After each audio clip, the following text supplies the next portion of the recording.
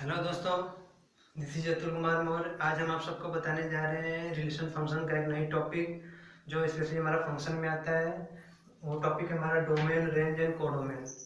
ठीक है, आइए देखते हैं डिफिनीशन। पहले मैंने बोर्ड पे नोटिस कर लिया है, फिर उसके बाद हम खुद अपने लैंग्वेज में आपको समझाएंगे।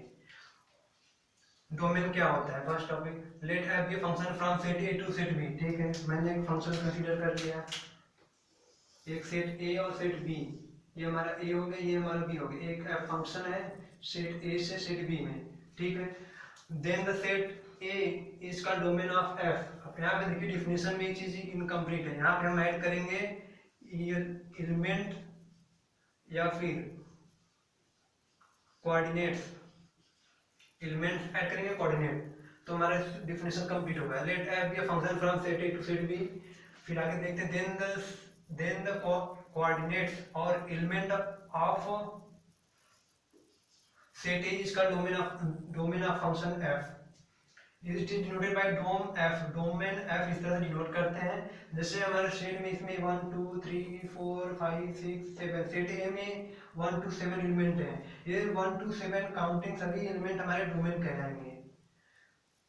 इसलिए ये सभी 7 एलिमेंट हमारे सेट ए में आ रहा है, तो सेट ए को हम पूरी तरह से डोमेन कहेंगे। जितने एलिमेंट प्रेजेंट है उसको हम डोमेन कहेंगे। डोमेन क्या होता है? एलिमेंट को कहते हैं, न कि सेट को कहते हैं, प्रेजेंट एलिमेंट को।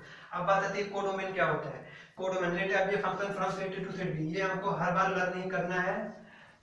हर डिफिनेशन हर जगह लिखा था, रिलेशन को डिफाइन करेंगे या फिर फंक्शन की, हमें ये लाइन हमें लर्न नहीं करना है, हर जगह चलता है। Then the set B is called codomain of f. अब ये हमारा सेट बी हो गया, इसमें जितने एलिमेंट प्रेजेंट है X Y Z P Q R S T U V W, इतने एलिमेंट प्रेजेंट है, वो सारे एलिमेंट सेट बी के हमारा कोडोमेन कहलाएगा। समझ में आ रहा है? जितने एलिमेंट प्रेजेंट है एक्स वाई जेड से लेके डब्ल्यू तक, सभी के सभी एलिमेंट हमारे कोडोमेन कहलाएंगे, ना कि हम सेट बी को कहेंगे। सेट बी में जितने एलिमेंट प्रेजेंट है हम उनको कहते हैं कोडोमेन। ये पॉइंट टू बी नोटेड। हम इसको कोडोमेन एफ से डिनोट करते हैं। अब बात आती है रेंज। रेंज क्या होता है? फिर वही बात आ गई, let f be function from set A to set B. ठीक है, वही हर इस लाइन में भी आया, डोमेन में भी यही लाइन रिपीट किया, कोडोमेन में यही लाइन रिपीट किया, रेंज में भी यही लाइन रिपीट किया। मतलब ये लाइन हमेशा एक प्रकार से हमें लर्न नहीं कर लेना है, हमें किसी भी डिफिनेशन या क्वेश्चन थ्योरम को प्रूफ करने के लिए। देन आइए देखते हैं definition. The set of all f images of element of set A is called the range of function f।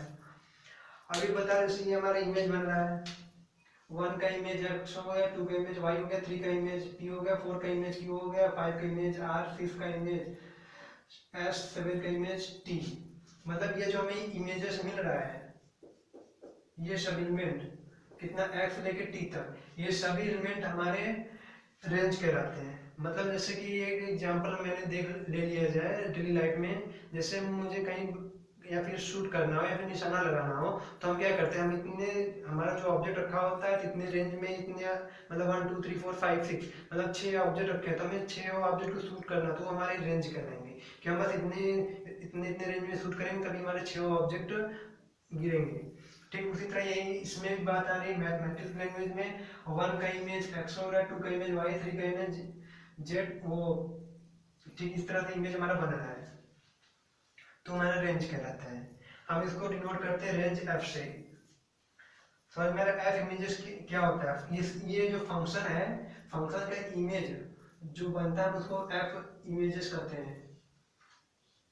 F images, जैसे ये 1 हो, ये हमारा सैंपल हो गया, ऑब्जेक्ट या फिर कह दिया जाए एलिमेंट, और ये हमारा इमेज हो गया। तो जो इमेज बन रहा है उसको हम एफ इमेज कहेंगे, और ये जो सैंपल लिए हैं ये हमारे सेट एक एलिमेंट को कोडोमेन कहेंगे, उसको डोमेन कहेंगे, इसको सभी एलिमेंट को कोडोमेन कहेंगे। जो इमेजेस हमें ऑब्टेंड हो रहा है, या फिर जिन जिन सेट ए का एलिमेंट का इमेज हमारा सेट बी में मिल रहा है, हम उसको कोडोमेन कहते हैं, वो सॉरी रेंज कहते हैं। समझ में आ गई? अब इसको हम अपनी लैंग्वेज या फिर इजी लैंग्वेज में इसका मीनिंग बताना चाहे तो क्या होता है।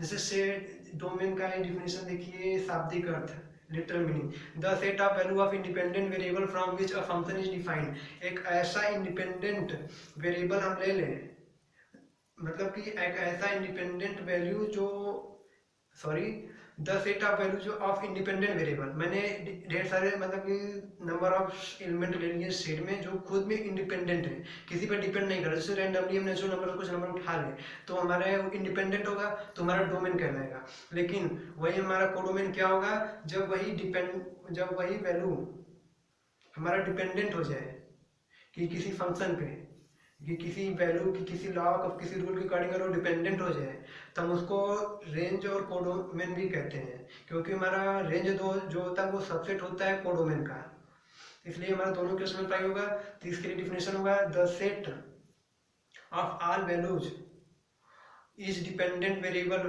For which a function is defined.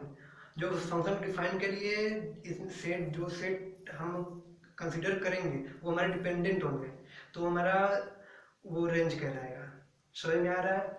हम इसको इस डिफिनेशन वो लिटरल मीनिंग को हम नेक्स्ट लेक्चर में आप सबको बताएंगे पूरी तरह से डिटेल में एक्सपेंड करके कि हमारा कोडोमेन क्या होता है, इसका ओरिजिन, इसका बेस क्या है, इसका नाम हम कोडोमेन क्यों लिए हैं, रेंज क्यों लिए हैं, कहाँ से लिया गया, इन सब के बारे में हम नेक्स्ट लेक्चर में डिस्कस करेंगे। Thank you, good bye.